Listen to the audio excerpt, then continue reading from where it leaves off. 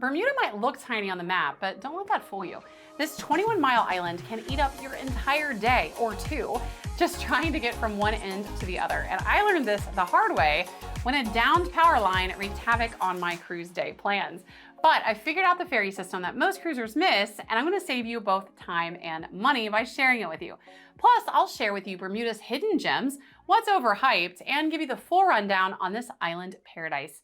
Hi, I'm Melissa, a university professor who loves to cruise and who loves to talk ship. Now, here's what makes Bermuda completely different from any other cruise destination that you've been to. The Bermuda cruise port gives you serious Caribbean vibes, but it's actually not in the Caribbean at all. When you're calling here, it really feels like you're out in the middle of the ocean, far removed from everything else. And that's because you kind of well sort of are.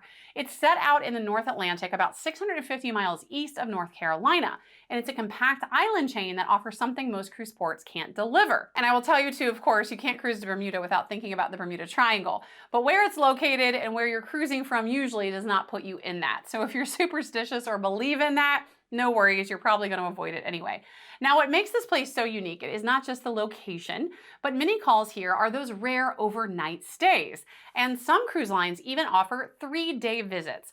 With overnight calls, they're great. You're relaxed, you don't have to rush back to the ship. You're not constantly watching the time, worried that you're going to miss the ship. You can plan a late dinner and drinks in the dockyard. You can catch the last public ferry if you're in the little towns of Hamilton or St. George's, or you can even go wild and spend the night on a beach. So overnight calls, they're great. They're rare. I've only had a few of them in my own cruising history, which is pretty expansive, and they're always a game changer. They're amazing. Now, most cruise ships dock at the Royal Naval Dockyard on Ireland Island in the West End. Ships usually use King's Wharf or Heritage Wharf, and on some itineraries, smaller vessels might berth right in the towns of Hamilton or St. George's, which is cool if that happens because it puts you directly in the heart of those towns. Now, the dockyard area is literally built for cruisers. Ferries to Hamilton and St. George's depart from near the pier. They're right there. You step off the ship, you walk on a short pier, there are ferries, and there's all the transportation options right there. It's super easy. They have pink public buses that are pretty easy to navigate if you're not afraid of public transportation. And if you want a taxi experience, those taxis queue right there at the terminal. It's well organized, it's easy to get around. Now, another option, if you want to really go on your own, is to rent one of those 2-seat electric micro cars or a scooter. Although I'm going to tell you right now why I do not recommend that mode of transportation. Like a lot of the Caribbean islands, it's not Caribbean, but Bermuda is filled with roads that are super narrow and windy.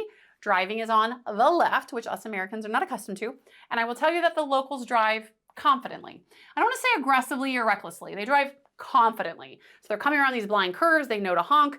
A lot of Americans, you're not going to be used to that. So like many other warm weather ports of calls, there are daily, I'm talking daily and multiple wipeouts from cruisers on scooters. Every time I talked to locals in the area, I kind of asked about this because we saw cruisers on these scooters regularly and they said, I see it all day, every day. So unless you are a confident motorcyclist, I recommend not renting a scooter here, seriously. And if you do, make sure you have a travel insurance plan. I'll drop my guide below in the comments. Just make sure you're protected, that's all. Now let me tell you about what happened to me that taught me the importance of understanding Bermuda's transportation system. I just got off a cruise that called to Bermuda for 2 days.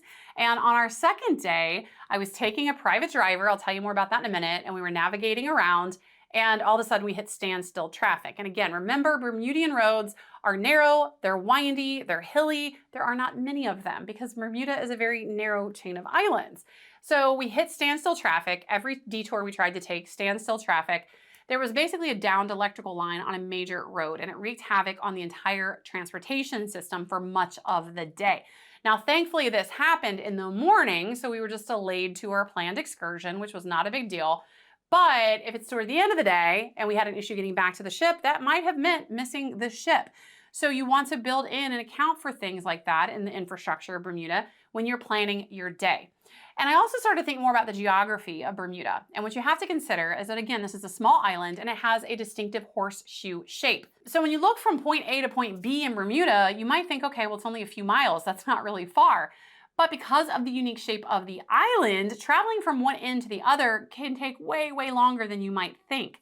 Again, those streets are narrow, they're windy, traffic can be slow, there's lots of loops and curves, so you need to always plan for extra time.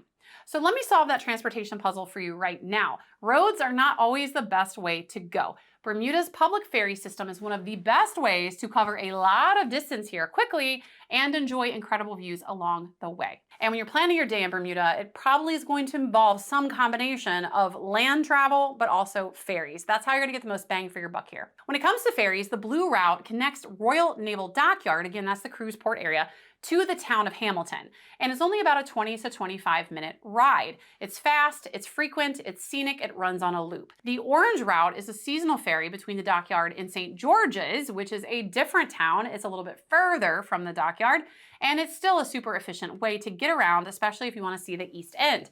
Then you have pink and green routes. Those connect Hamilton with the smaller residential areas, probably not going to be as frequented by cruisers. Now here's an insider tip that's going to save you time and money. Again, making use of that ferry system, it's pretty cheap, it's affordable, in combination with land transport, lets you bounce around between the big sites, Dockyard, Hamilton, and St. George's, versus relying on just land transport alone. And if you do book a Best of Bermuda cruise line excursion here, you're probably gonna spend a lot of time on a bus. So if you're looking at excursions, I recommend finding one that isn't just bus, but also involves boat transportation as well, because getting around here solely on land is really just not very efficient. Now, ferry schedules do change by season, so it's important to check the latest official timetables before you plan your day. So if you have a cruise booked 6 months from now in Bermuda, what the schedule is now might be different than what it's going to be 6 months from now. So consider that as well. Now let's talk about kind of a silly but interesting thing that a lot of people want to know. And this is probably one of my biggest burning questions too. And that is Bermuda sand really pink? All right, I'll give you my honest opinion here. I don't think it is. I know it can differ from beach to beach. Obviously, during my 2 days there, I didn't get to every single beach. And I know some cruisers have sworn up and down, oh, it's pink, it's pink. I don't think it's pink, you guys. I looked in the gift shops, and even the sand that's bottled as pink Bermuda sand, it didn't look very pink to me. I would say at best, it has a pinkish hue in certain light conditions. I don't know. I don't think it's pink, but people disagree with me. That's okay. But if you're curious about the whole pink sand reputation, the blush tone comes from tiny red shells that are abundant in the area, mixed with coral and shell fragments. And some beaches will tend to show it more than others. And I'll tell you, the beaches that I went to, I didn't see it at all.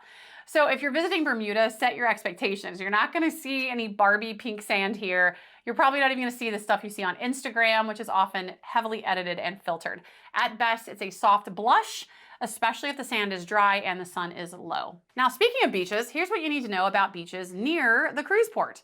A lot of cruisers wanna know, is there a beach within walking distance of the cruise terminal? Now, in Bermuda, I've got some good news and some bad news. The good news, yes, there is. There's a beach right there. You get off the ship, there's a pier, it's easy walking distance. Now, the bad news, that beach, which is called Snorkel Park Beach, it's gonna cost you, and it's not cheap. It's about 20 bucks per person, and it's not exactly authentic. It is a man-made beach. It's still a lovely beach, but it is handcrafted.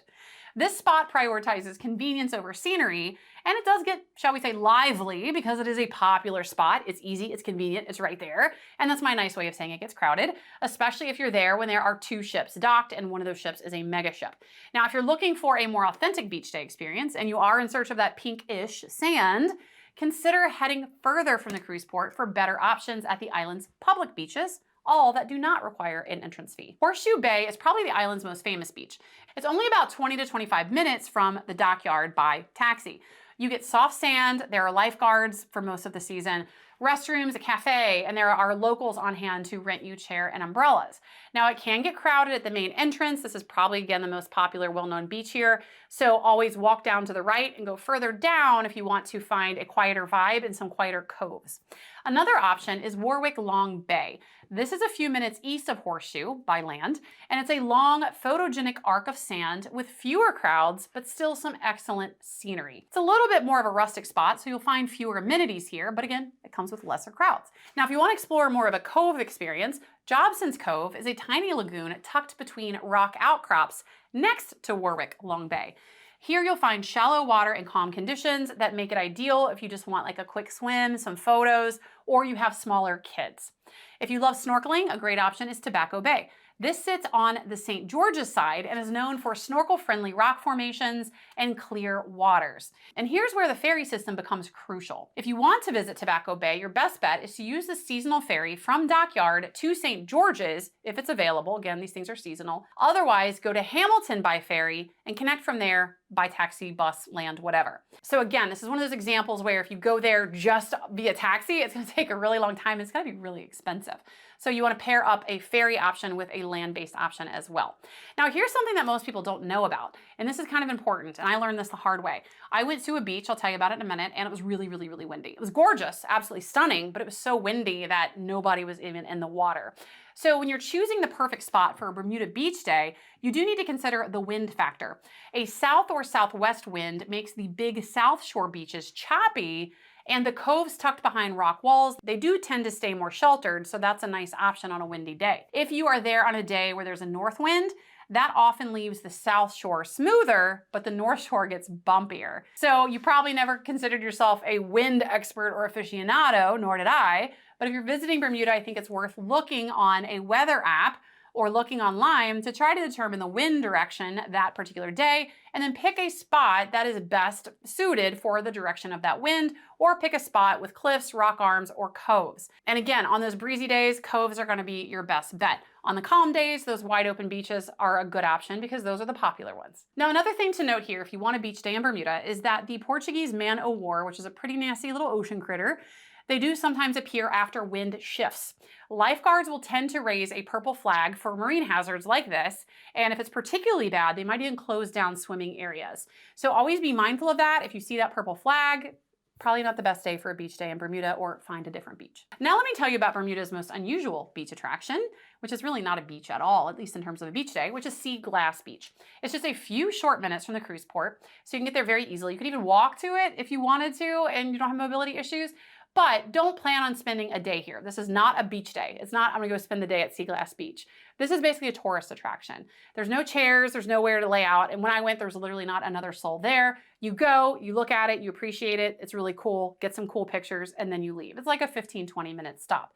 But it is worth it. I think it's really, really cool. And this is one that did live up to the hype. Again, you see these pink sand pictures on Instagram that are not very realistic, but when you see pictures of Glass Beach, they are. It does really look like this. And the pictures and videos I'm showing you here, completely unaltered, unedited. Now, what makes Glass Beach interesting is not just that it's unique and interesting and pretty, but it's the history behind it. In the mid-20th century, the nearby coastline was used as basically a dumping site, specifically for glass bottles and other trash. So it's kind of a sad, gross history, but over decades, Mother Nature did her thing, and ocean waves and limestone rocks turned all of this ugly garbage, all of these bottles and these shards of glass into smooth, beautiful pebbles. And you'll find them in every shade: greens, ambers, clear, occasionally cobalt. Now, when the sun hits just right, the tide pools in those shallow areas where you can see the sea glass is truly Instagram worthy. It lives up to the hype. Now, the coastal backdrop is beautiful, right? So seeing the sea glass is really cool. But the beachy area immediately around the beach is a little rough. It still kind of looks like a dump site, or maybe a camp where people that are unhoused might live. So it's not gonna be scenic everywhere, but you go, you see the sea glass, it's really neat, definitely again worth a visit. Now, this is mighty tempting. You're gonna wanna pick up a scoop of big hand and take that sea glass and look at it and say, this is really cool, I wanna take it home with me. But collecting is technically not allowed, because if people keep taking it, the best part about the spot disappears for everyone else to enjoy. And there are signs posted that say, do not take it, it is not permitted. You don't want to risk getting in trouble. So leave it where you found it. Now, when it comes to getting down to the beach where you'll see the sea glass, it is a little bit of a trek. There is a steep set of old weathered stairs. They feel very rickety. It is not accessible by wheelchair, and is also very, I would say, not accessible to cruisers that have mobility issues.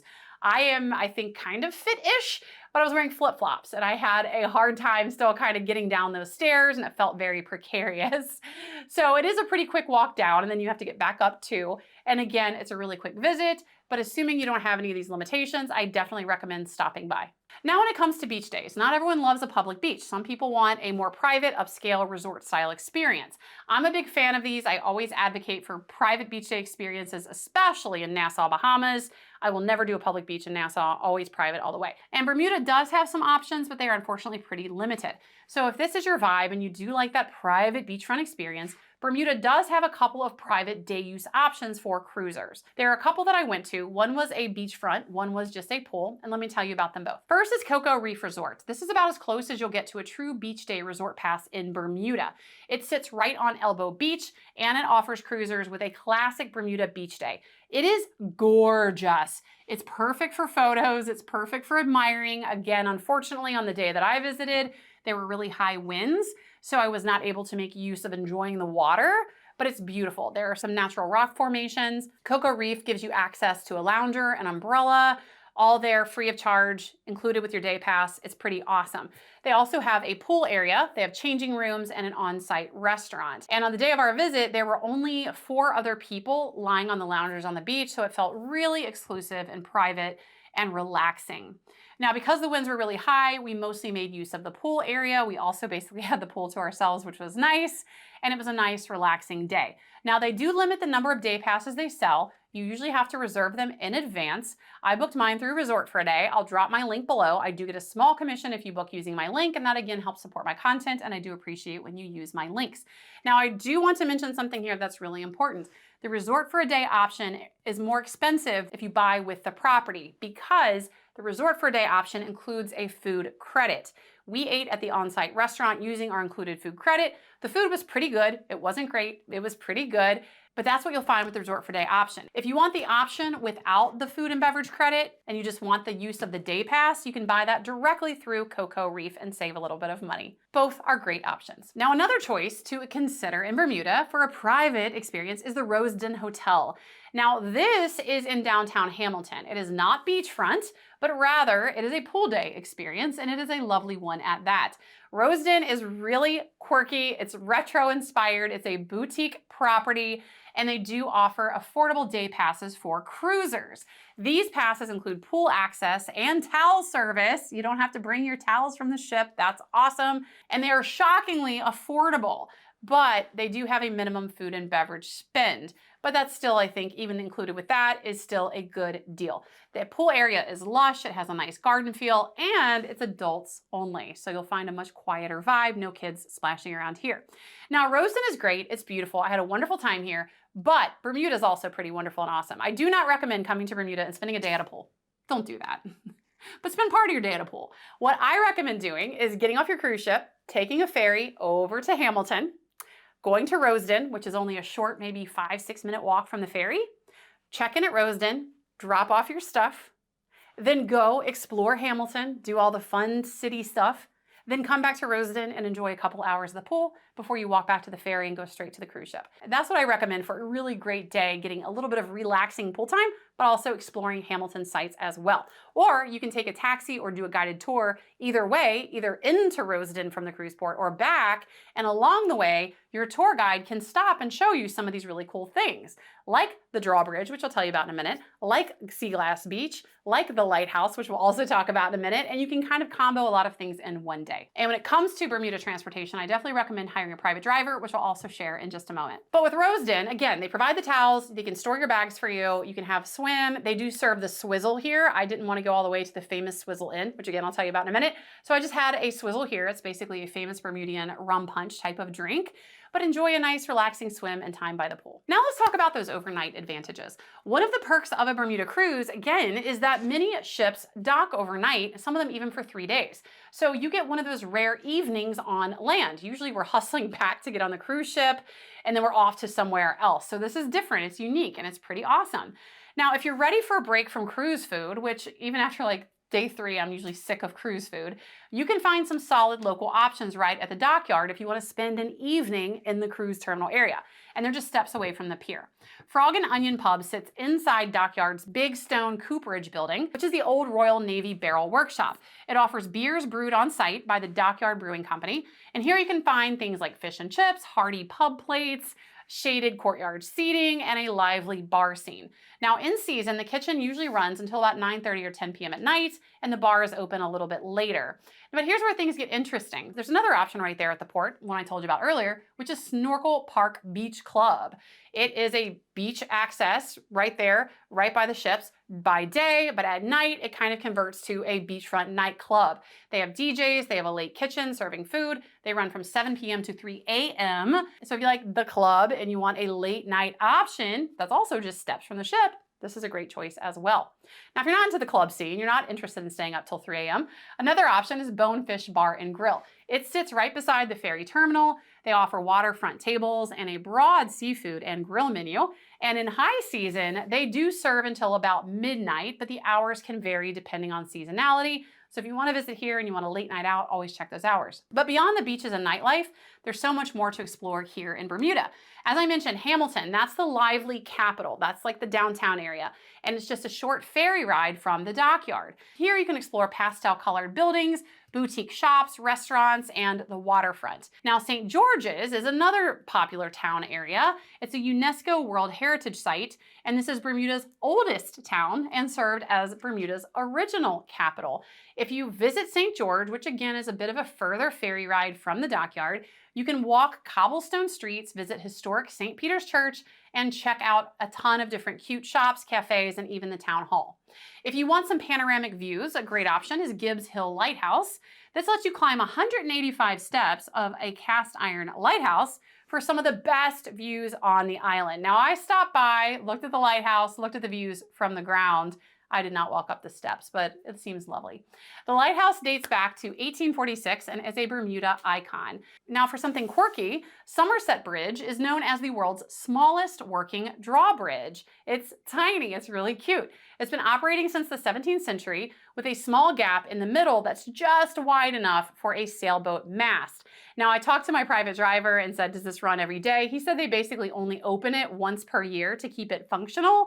So it's not like it's opening and closing daily. So when you drive by, you're not going to see it open unless you're there the one time a year, which would be really lucky, but it's still cool to see nonetheless.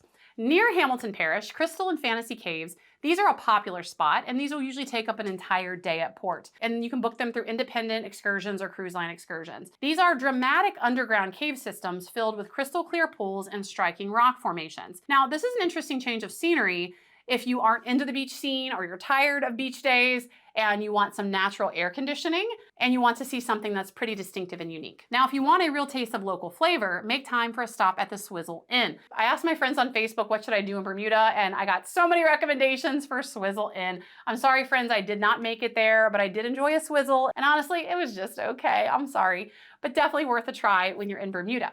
If you want to go to the Swizzle Inn, this is a legendary pub that claims to be Bermuda's oldest pub and claims to be the birthplace of the island's iconic rum swizzle cocktail. Now, here's that secret advantage that I promised you earlier. If you happen to be taking a cruise to Bermuda on Norwegian, you get a legit edge over everybody else. Why? Because on days when a Norwegian cruise ship is in port, a complimentary ferry just for Norwegian passengers runs directly between the Royal Naval Dockyard and St. George's at Penno's Wharf. All you gotta do is show your key card and you get a ride at no cost. It saves time and money and it drops you within a short walk of Tobacco Bay, Fort St. Catherine, and the town's historic core. Now, this Norwegian guest ferry, it is separate from Bermuda's public Orange route and the regular dockyard ferry services, which run on different schedules, require tickets, and are available to everyone. So if you're like me, I cruised in on Carnival. I only had the publicly accessible options, but Norwegian cruisers, you get your own special dedicated ferry, which is pretty cool. Now let me give you some practical tips that will make your day or days in Bermuda even smoother. Bermuda is a British overseas territory. I like to say it's a new country. I checked off another country and people come at me, it's not a country, it's a British territory. I don't care, I'm counting it. Anyway, Bermuda, it's not a country, it's a British overseas territory. And English is the official language. So communicating here is pretty simple. You'll notice the locals do have kind of that typical Caribbean accent, but I actually caught some kind of British flair, which is really interesting. Now, when it comes to currency, you do not need to convert currency, although the Bermudian dollar is the official currency. But the good news is the Bermudian dollar is pegged to the US dollar at a 1-to-1 ratio, so there's no conversion that's required at all. Plus, nearly every single vendor here is gonna take US dollars, so there's no need at all, again, about exchanging money, just US currency is fine. Now, if you do pay with a US dollar, you may get Bermudian currency back in change, so just be mindful of that. And of course, Credit cards are accepted pretty much everywhere as well. Now, when it comes to getting around on land, once you're off the ferry, the public bus system in Bermuda is pretty nice. It's affordable, it's efficient, and it covers most of the island. It's reliable, but can slow down, obviously, at busy times. If you want unlimited rides, especially if you're going to be here 2 or 3 days, you might want to buy a transport pass that allows you to bop around. Now, if you don't like public transportation and you prefer the privacy of a taxi, that's an option as well. Taxis in Bermuda are safe. The vehicles are clearly marked. They are strictly government regulated. A really fun and interesting thing about Bermudian taxis that I was shocked to learn is that only native Bermudians are allowed to be taxi drivers in Bermuda. So you're going to get a local, which is kind of cool because they know all the stuff. And fares are set by law. So taxis here are safe, but I will tell you those prices can add up really fast. I took a taxi on my first day, and by the time we made it to the location, which I could have gotten there pretty easily by ferry, but I didn't know then what I know now, it cost me a pretty penny and I had regrets. So definitely make use of that ferry system. Use taxis sparingly because they do add up really fast. Now, if you like the ultimate in personalization and custom tours, I highly recommend using a private driver/tour guide. Now, I would not hire a private driver just to get around. Again, that's a waste of money. Use the ferries, use the ferries. But if you want a tour, I definitely recommend hiring a guide because the ferries can't get you to some of the places that I talked about as top sites in Bermuda. My go-to driver in Bermuda is named Dylan.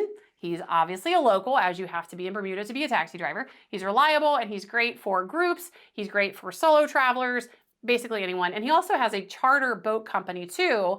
I didn't have time for this, but if you want to tack on a private boat experience, he can take care of that for you as well. So I booked Dylan. He picked us up at the cruise terminal. He took us to see all of the sites. We got to see the drawbridge. We got to see Glass Beach. We got to see the lighthouse. We got to see views of Horseshoe Bay, and he dropped us off at Cocoa Reef. And along the way, he gave us all kinds of really interesting information and facts and things about the local culture, living in Bermuda, and that's the kind of stuff that I personally love to soak up when I'm on a cruise. I love a private driver option compared to a cruise line excursion because I don't like being put on a big bus with 40 other people I don't know and being forced to go to certain destinations for long times. I get bored really easily. So booking Dylan was actually not much more expensive than going with a cruise line excursion, and I got to go and see what I wanted, when I wanted, how I wanted at my own pace. It's pretty awesome. And always remember, if you do go out on your own, either taking ferries, buses, things like that, or with a private driver, always make sure you're mindful of time because you do not want to miss that return to ship time. And as I cautioned you at the start of this video, the roads in Bermuda are narrow, they're few and far between, they're winding, and they're hilly. So things can happen. So build in a lot of time to return back to the ship. But that's why this is a great place to have as an overnight port of call. Really use that first day to get in a lot of things because you're not having to watch the clock. So I want to know, have you ever cruised or traveled to Bermuda? What are your favorite things to do and see here? Drop your comments down below and let's talk ship.